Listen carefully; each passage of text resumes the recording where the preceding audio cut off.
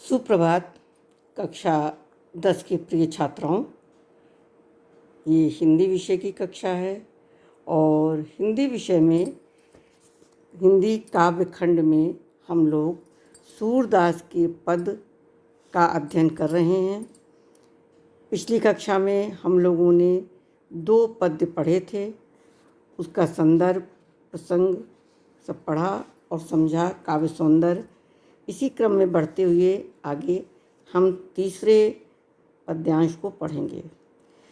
किलकत कान घुटरियन आवत, मणिमय कनक नंद कई आंगन, बिंब पकड़िबे धावत, कबहु निरख हरि आप छाँव को, करिसो पकरन चाहत, किलकी हसत राजत दुई दतियाँ, पुनि पुनि तिहि अवगाहत, कनक भूमि पर कर पग छाया, यह उपमा इक राजति, करि करि प्रतिपद प्रतिमनि वसुधा, कमल बैठकी साजति, बाल दशा सुख निरख जसोदा, पुनि पुनि नंद बुलावती, अचरा तर लई ढाकी सूर्य के, प्रभु को दूध पियावती।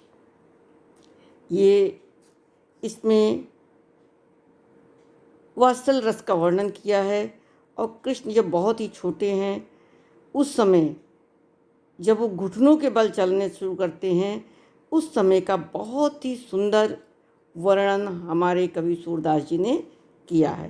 पहले मैं इसका आपको शब्दार्थ बता देती हूँ और शब्दार्थ के बाद संदर्भ प्रसंग और आपको काव्य सौंदर्य बताऊंगी।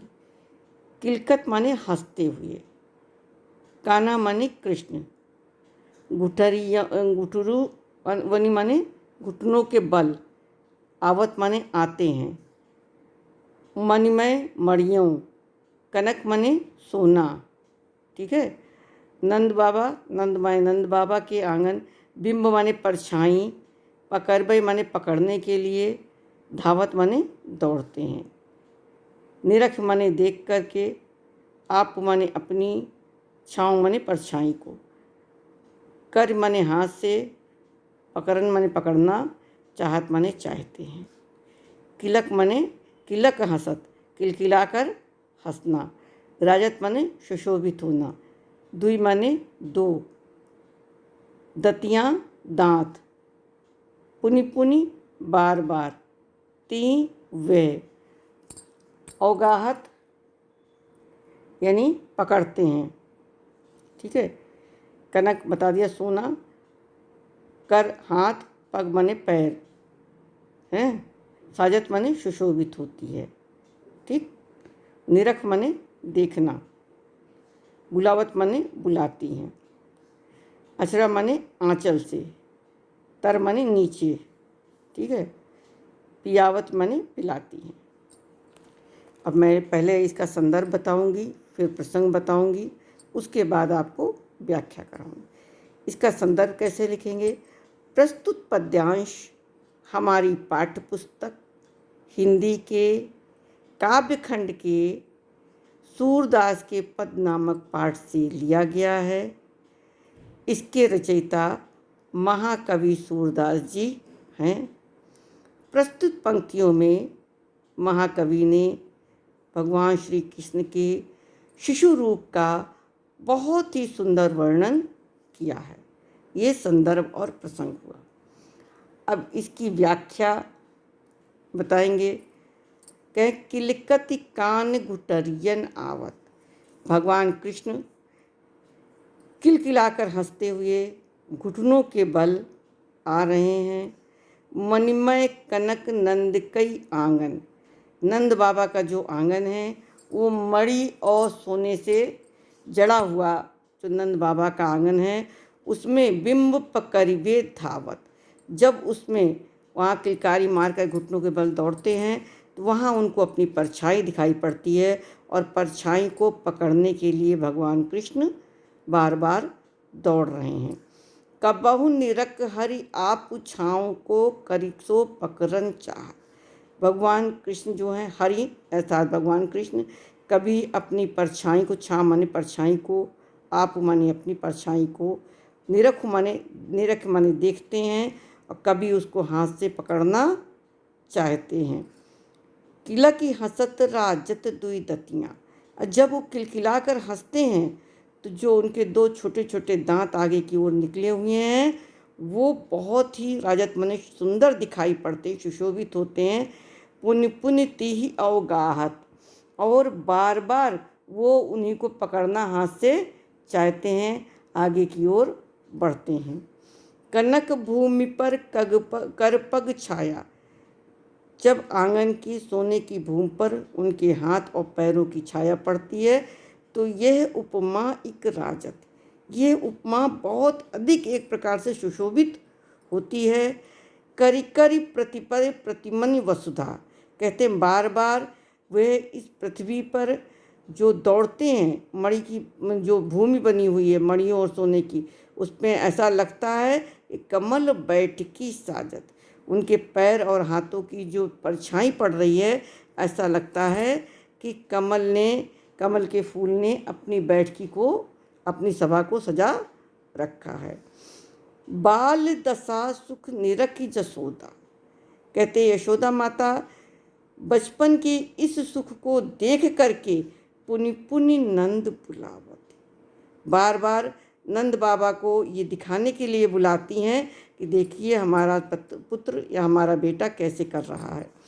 अचरा तरलई ढाकी सूर्य के, सूरदास जी कहते हैं उसके बाद वो उनको आंचल के नीचे ढक करके प्रभु को दूध पियावत, अपने आंचल से ढककर गोद में लेकर के उनको दूध पिलाती हैं, और ये शोभा बहुत ही अच्छी लगती है, सुंदरता बहुत अधिक दिखाई पड़ती है। अब इसमें काव्य सौंदर्य, इसमें उत्प्रेक्षा अलंकार है, कनक बैठकी जहाँ पर है, ठीक है। तो कनक भूमि पर करपग छाया, यह उपमायिक राजति, उत्प्रेक्षा अलंकार है और ब्रज भाषा है। कृष्ण के बाल शिशु रूप का बहुत ही सुंदर चित्रण उपस्थित किया है इसमें। ये काव्य सौंदर्य में बाल सुलभ चित्रण की जो उपमा है वो बहुत ही स्वाभाविक दिखाई पड़ रही है, और इस प्रकार से इनका ये काव्य सौंदर्य है। इसके बाद एक पद में और पढ़ाती हूँ। मैं अपनी सब गाय चरई हूँ, प्रात होत बल के संग जई हूँ, तेरे कहीं न रही हूँ, ग्वाल बाल गाइन के भीतर, नैकू डर नहीं लागत, आज न सोइयो नंद दुहाई, रैन रहोंगो जागत, और ग्वाल सब गाय चरई हैं, मैं घर बैठो रही हूँ, सूर श्याम सोई रहो अब, प्रात जान मैं दी हूँ। अब कृष्ण थोड़े से बड़े हो गए हैं और चलने फिरने लगे हैं, मतलब 6-7-8 साल के हो गए, तो अपने सभी मित्रों के साथ जो ग्वाल बाल हैं, गाय चराने जाते हैं, उनके साथ जाने की अपनी माँ से जिद करते हैं। उसका इसमें वर्णन है। गाय माने गाय, चरइयों माने चराना है, संग माने साथ, गाय माने कहें, गायन माने गाय, नेकू माने जरा भी, ठीक है। सोहो माने सोएंगे, सोना, नंद दुहाई नंद बाबा की कसम, रैनी माने रात, ठीक है। बच्चों ये शब्दार्थ बताने के बाद मैं इसका प्रसंग संदर्भ बताऊंगी पहले, तब व्याख्या करा। प्रस्तुत पद्यांश हमारी पाठ्य पुस्तक हिंदी के काव्यखंड के सूरदास के पद नामक पाठ से लिया गया है। इसके रचयिता महाकवि सूरदास जी हैं। प्रस्तुत पंक्तियों में श्री कृष्ण अपने साथियों के साथ वन में गाय चराने के लिए हट करते हैं। ये प्रसंग और संदर्भ। अब व्याख्या देखिए। मैं अपनी सब गाय चराई हूँ, वो अपनी माँ से क्या कह रहे हैं, हे माँ मैं अपनी गायों को अब खुद ही चराने जाऊँगा। प्रात होत बल के संग जइयों, तेरे कहे न रही हूँ, कहते प्रातःकाल होते ही मैं बलदाऊ, बल माने जो उनके बड़े भाई बलराम थे, उनको बलदाऊ भी कहते थे। प्रातःकाल होते ही मैं बलदाऊ के साथ जाऊंगा, तेरे कहने से मैं घर में नहीं रुकूंगा। तेरे कहा ही न रही हूँ, तेरे कहने से मैं घर में नहीं रुकूंगा। ग्वाल बाल गाइन के भीतर नए को डर नहीं लागत। अपनी माँ से क्या कह रहे हैं? हे माँ, मुझे ग्वाल बाल और गायों के बीच में जरा भी डर नहीं लगता है। आज न सोई हूँ नंद दुहाई। मैं नंद बाबा की कसम खा के कह रहा हूँ कि मैं आज रात नहीं सोऊंगा, रैन रहूँगा जागा। रैन माने रात, मैं पूरी रात जागता रहूँगा। आज मैं रात भर नहीं सोऊंगा, इसके लिए मैं नंद बाबा की कसम भी खा सकता हूँ। और ग्वाल सब गाय चराई हैं, मैं घर बैठे रही हूँ। कह सारे ग्वाल बाल जो मेरे बराबर के हैं वो सब के सब जाके गाय चराएंगे और मैं घर में बैठा रहूँगा, मैं कोई काम नहीं करूँगा, अर्थात मैं भी जाऊँगा। सूर्य श्याम तुम सोई रहो, अब प्रात जान मैं दी हूँ। माता क्या कहती हैं? सूरदास जी कहते हैं कि मैं यशोदा कहती हे श्याम, अब तुम सो जाओ, प्रातः काल मैं तुम्हें ग्वाल बालों के साथ जाने दूंगी। अब इसका सौंदर्य देखिए कि भगवान कृष्ण के बालहट, गाय चराने के बालहट का वर्णन इसमें किया गया है। अनुप्रास अलंकार है, भाव अनुकूल ब्रजभाषा है और वात्सल रस है। रस दोनों में वात्सल्य है, ठीक है, इसमें भी है और इसमें भी है। बच्चों, इन दोनों को आपको बहुत अच्छे से पढ़ना है, उसके अर्थ को भी याद करना है। धन्यवाद बच्चों।